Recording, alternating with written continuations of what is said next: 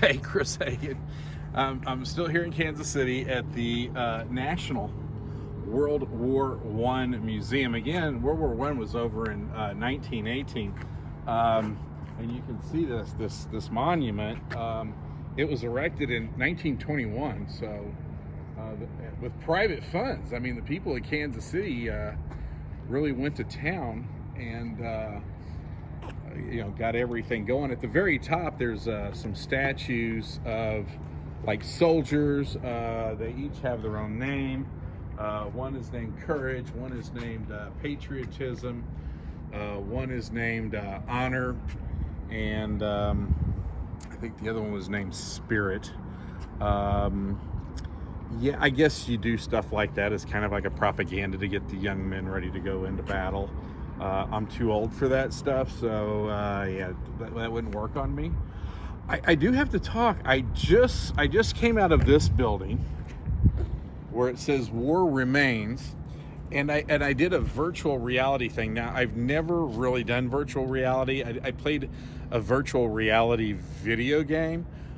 This virtual reality, you are actually in a trench, and I started out, I was in a dirigible, I guess you would call it. I was in a hot air balloon. I was in a basket. I could reach out. I could touch the basket. I could touch the straps of the basket. I'm looking down at World War I airplanes. I'm looking up at World War I airplanes as they're going through doing their dog fights. It was pretty doggone amazing.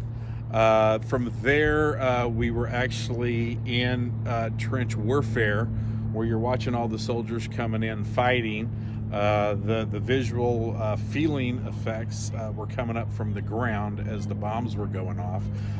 Probably would say if you got an 18-year-old kid wanting to join the military, send them there, and they probably won't want to join the military after seeing this. Again, it's in Kansas City, across from the train station.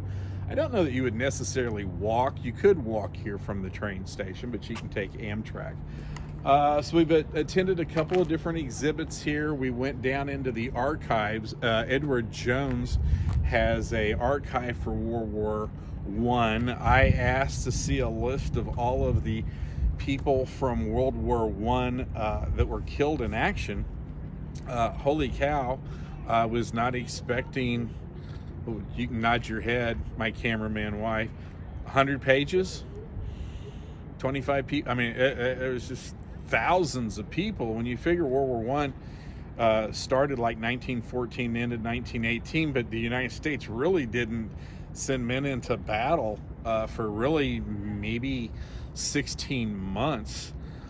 Just the slaughter of Americans. I mean, I'm sure we killed other people, but just for the state of Missouri, I think they said was the third largest group of people who had been killed, third, fourth, fifth, something like that.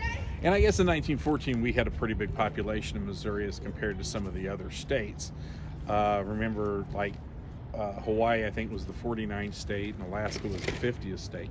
Anyway, highly recommend Kansas City. It's a beautiful city. The people here are so nice. You just get that nice Midwestern feel.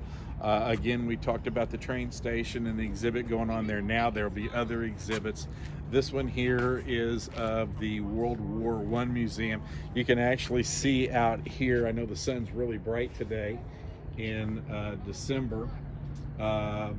It's just very nice. It's great history. It's not an art gallery. It's not an art museum. You're not going to get too much other than what life was like at the turn of the century, and of course a lot of military stuff and a whole bunch of dead people. Chris Hagan, if you like it, press share, say something about World War I. I know a lot of people kept in touch with their ancestry, and they have family members who obviously are deceased now that fought through World War I. Again, there's just a whole bunch of people from the state of Missouri that died. You might want to put a comment about your loved ones from the past that were there. Thank you very much.